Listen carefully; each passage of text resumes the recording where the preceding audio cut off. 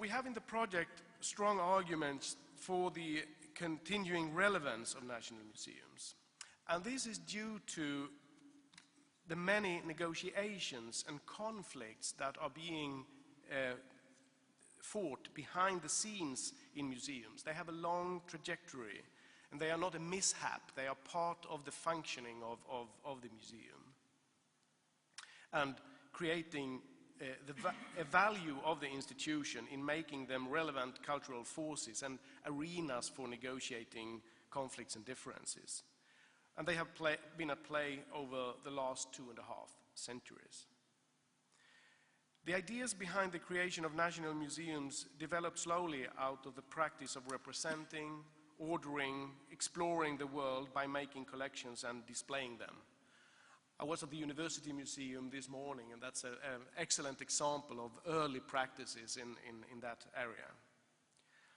A higher appreciation of the materiality of being and of values as a road to knowledge and prosperity challenged earlier religious and idealistic ideas of the futility of matter.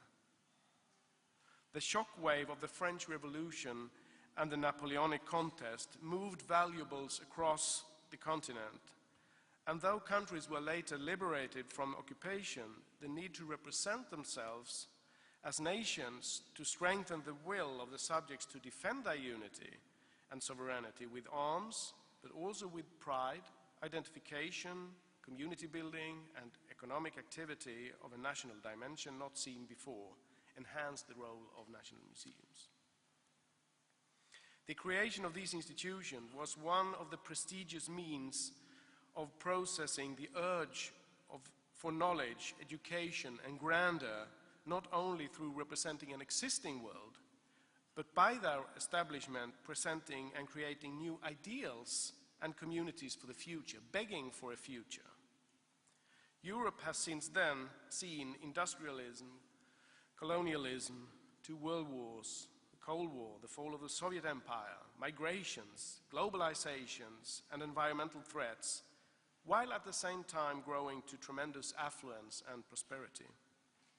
Articulating consensus and handling tensions created by history and these changes is part of the cultural infrastructure of contemporary Europe and the world, where national museums play a role, acting as benchmark on where the standing on these issues are allowed and needed to be located, used, contained. National museums are authoritative spaces for the display and negotiation of community and citizenship. Not everyone can set up a national museum. It has to be accepted, be regarded as legitimate.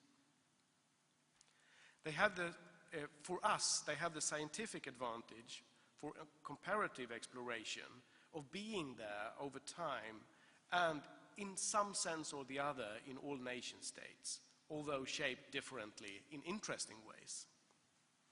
Through collecting and creating repositories of scientific, historic, and aesthetic objects, choices are made that protect and narrate ideas of virtues, uniqueness, and place in the wider world. The first negotiation made by any museum is pointing to an object and arguing that it represents a unique or typical value worth preservation. From this follows the authoritative and sometimes contested decision of what type of reality or value the object does represent. Is it the natural world, outstanding art, a craft tradition, an historic event of our own culture, or a foreign culture?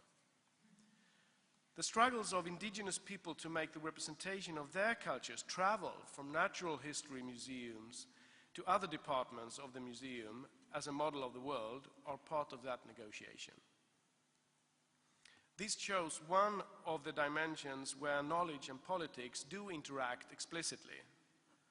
A political community in the making is in need of scientific support for its ancienity, its coherence and qualities over time.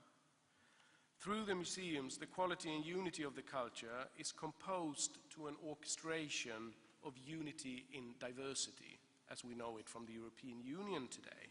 But that sentence could be used as a label for most manage of difference in most national museums. This involves tuning down political controversies, domesticating differences in favor of the aesthetic pleasure of high art or the admiration and presentation of class and regional difference as a cultural asset, not a political difference in need for change.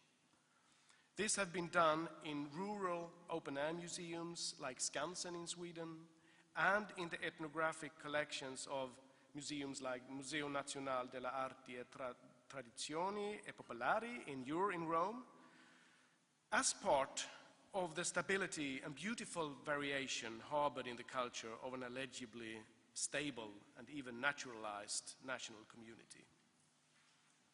New immigrants are either added or kept out of this inclusionary move corresponding to policies outside the museum itself. The museum answers explicitly or quietly by interplaying voice and silences in dealing with old conflicts.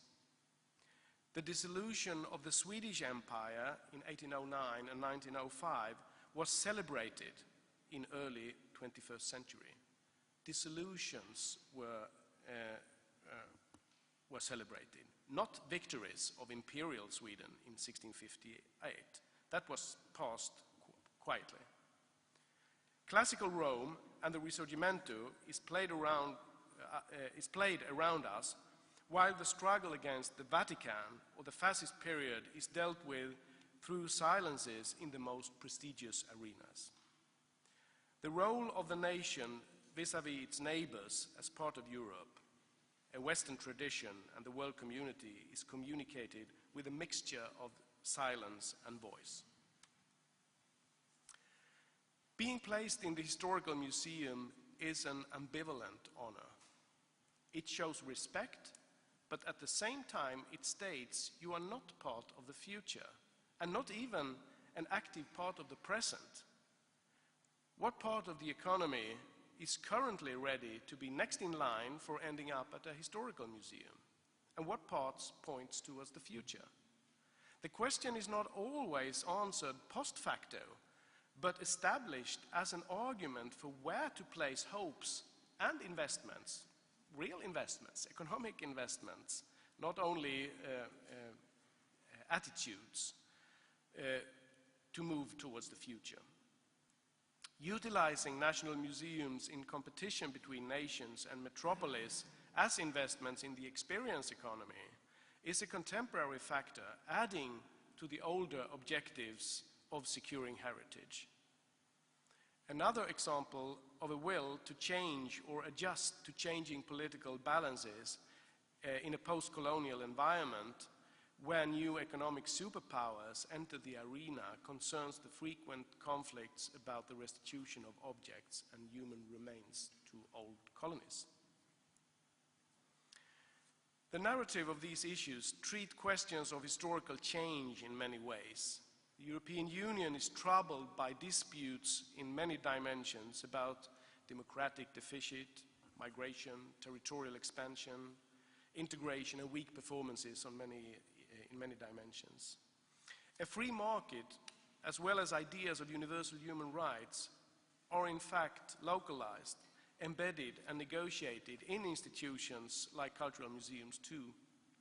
A growing attention to cultural policy as a necessary political dimension to pursue political goals is feeding into the 7th Framework Program for Research, which asks for policy-relevant knowledge